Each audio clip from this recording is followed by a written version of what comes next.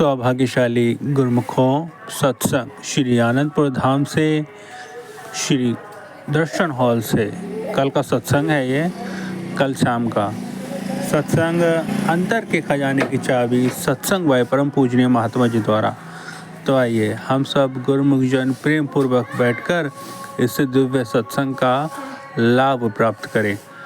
तो चलिए शुरू करते हैं। गुरुमुख सज्जन मंडली,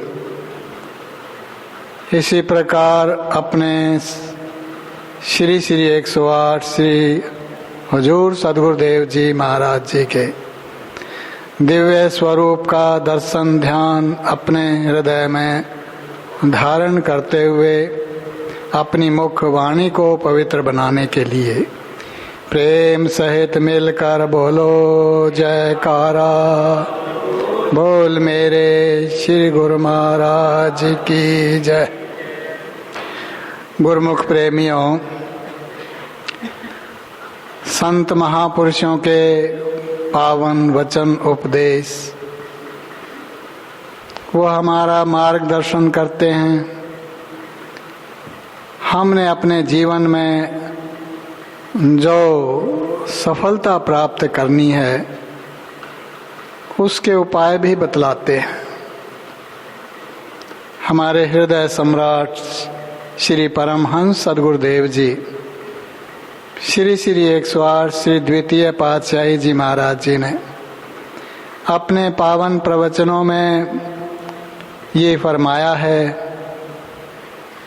कि मनुष्य वास्तव में उस ईश्वर का साक्षात स्वरूप है, लेकिन वो ईश्वर उसके लिए प्रकट नहीं है, उसके अंतर हृदय में है और अंतर हृदय में से उसको वो प्रकट करने की युक्ति नहीं जानता। इस अज्ञानता के कारण वो संसार में भटकता रहता है और अपने स्वरूप को भुलाकर दीन दुखी बना रहता है। यही वचन श्री रामायण के बालकांड में भी संत तुलसीदास जी ने उच्चारण किए हैं कि व्यापक ब्रह्म एक अविनाशी, सत चेतन घन आनंद राशि, अश प्रभु हृदय अछत अभिकारी, सकल जीव जग दीन दुखारी, नाम निरूपण नाम जतन ते, सो प्रगटत जिमि मोल रतन ते। कहते हैं कि वो जो पर ब्रह्म है, परमेश्वर है, इस जगत का स्वामी है,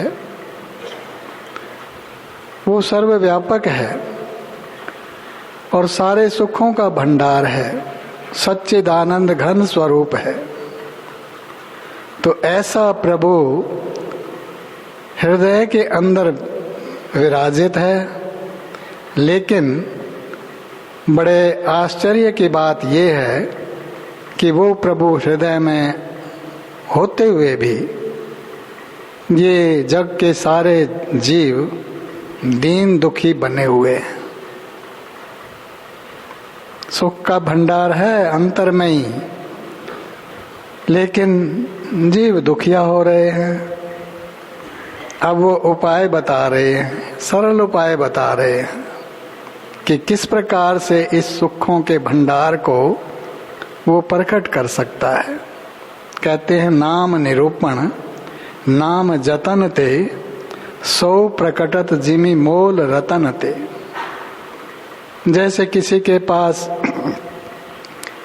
रत्नों की पोटली पड़ी हो, अंदर हो, घर में ही हो, लेकिन उसे ज्ञात ना हो, वो उसको पत्थरों की पोटली समझ रहा हो, तो उसके पास पड़ी होती है, वो उपयोग नहीं करता वो, और कंगाल बना रहता है क्योंकि उसे ज्ञात नहीं है। तो इसलिए कहते हैं कि नाम निरूपण नाम जतन ते, सो प्रकटत जिमि मोल रतन ते। लेकिन कोई जब जानकार उसे आकर के बता दे कि भाई ये जो पोटली है ये तेरे पास रत्नों की पोटली है, तो इसे जौहरी के पास ले जा, वो इसे तुझे लाखों रुपए प्रदान कर देगा। तो फिर वो इस भेद को जान करके प्रसन्न भी हो जाता है और उसकी सारी कंगाली भी दूर हो जाती है। वो गरीब से महा अमीर महाधनी बन जाता है। ऐसे ही उदाहरण दे रहे हैं कि उस परमेश्वर के अंतर के खजाने को प्रकट करने के लिए जो सरल उपाय है वो बतला रहे हैं। कहते नाम निरूपण नाम जतनते, कि नाम का निरूपण करके अर्थात नाम की निरख परख करके, संसार में नाम अनेक प्रकार के लिए जाते हैं, अपने अपने इष्टों के जीव ले रहे हैं, अपने मुख से उच्चारण कर रहे हैं, लेकिन वास्तविक नाम का उन्हें भेद नहीं है। तो उसके लिए कहते हैं कि वो नाम निरूपण, उसकी निरख परख करके और नाम जतन थे, और उस नाम का स्मरण करके उसका अभ्यास करके फिर वही जो परब्रह्म परमेश्वर का सच्चिदानंद घन स्वरूप है, आनंद रूप, आनंद का भंडार अंतर में विद्यमान है, वो ऐसे ही प्रकट हो जाता है जैसे रत्नों का मूल्य ज्ञात होने पर उसकी कंगाली मिट जाती है। ये महापुरुष कथन कर रहे हैं, ये वर्णन कर रहे हैं।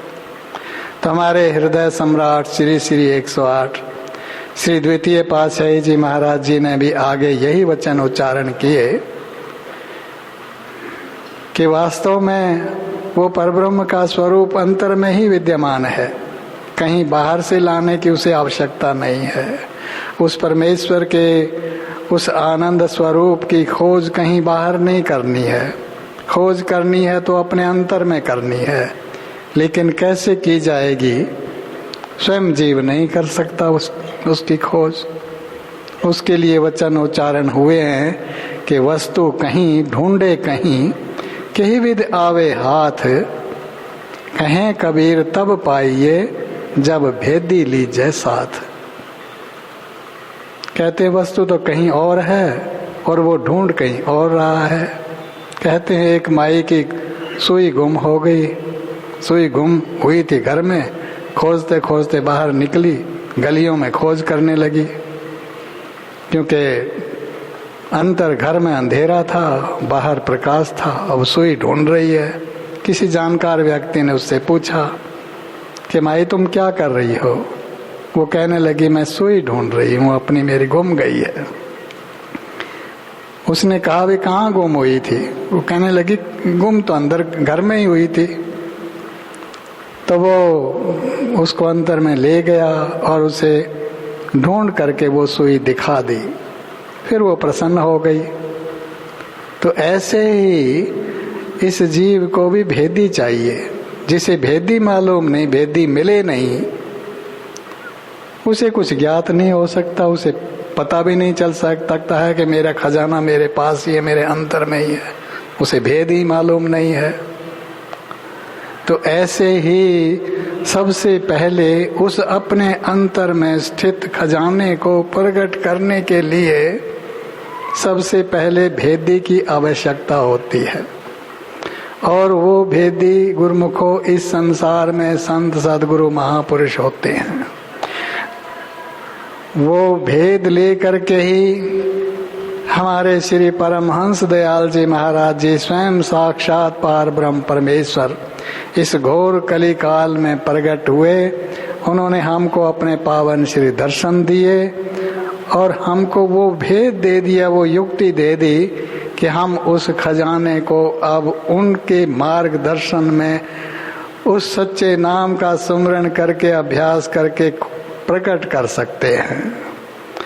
और उन्हीं का वो साक्षात स्वरूप अब अपने हजूर सदगुरुदेव जी महाराज जी के रूप में हम स्वयं अपनी आँखों से अब पावन श्री दर्शन कर रहे हैं।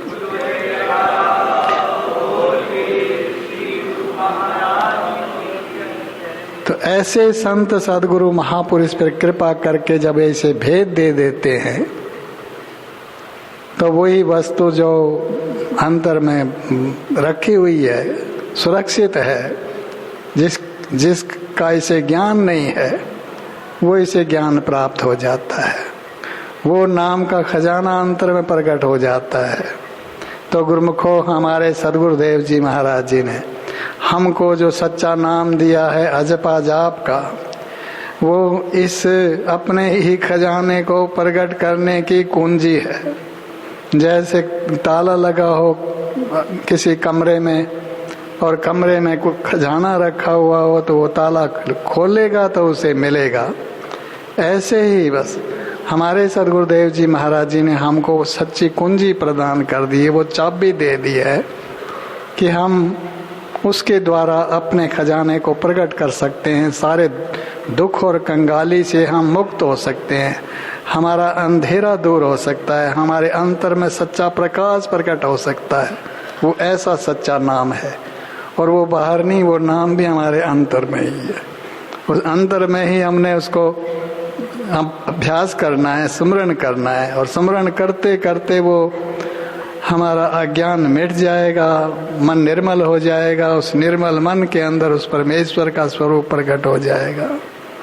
तो गुरुमुखों महापुरुषों ने बड़ी कृपा की है हमारे ऊपर कि हमें हमारा मार्गदर्शन भी कर दिया है, हमें उपाय भी दे दिया है, हमें अपने अंतर के भीतर के खजाने को खोलने की चाबी भी प्रदान कर दी है। वो क्या है कि गुरुमुखों जो महापुरुषों ने कृपा करके भक्ति के 5 नियम साधन बनाए हैं, श्री आरती, पूजा, सत्संग, सेवा, सुमिरन और ध्यान। ये 5 नियम साधन नित्य प्रति करते रहने से हमारे आगे जो माया के गिलाफ चढ़े हुए हैं, जो अंधकार है, जो मन के ऊपर जन्म जन्म से कुछ संस्कारों की मैल चढ़ी हुई है, वो उतरने लग जाती है। जब मैल उतरने लगती है तो फिर वो प्रसन्नता आने लगती है, जो उस परमेश्वर की प्रसन्नता है वो प्रकट होने लगती है। तो अब हमारा यही कर्तव्य है कि हम श्री आज्ञा के अनुसार सेवा भक्ति के इन साधनों में संलग्न रहें, नित्य प्रति 5 नियम पालन करते रहें और हमको जो 2 घंटे नित्य प्रति भजन अभ्यास करने की प्रेरणा मिल रही है, श्री आज्ञा मिल रही है, उसको पूरा पूरा निभाते रहें तो हमारा ये जन्म सफल हो जाएगा, महापुरुषों की प्रसन्नता भी प्राप्त होगी। बोलो जयकारा, बोल मेरे श्री गुरु महाराज की जय। आज के शुभ सत्संग की शुभ दर्शनों की आप सभी गुरुमुखों को लाखों लाख बधाई हो। बोलो जयकारा, बोल मेरे श्री गुरु महाराज की जय। सभी गुरुमुखों को साप्रेम जय सच्चिदानंद जी।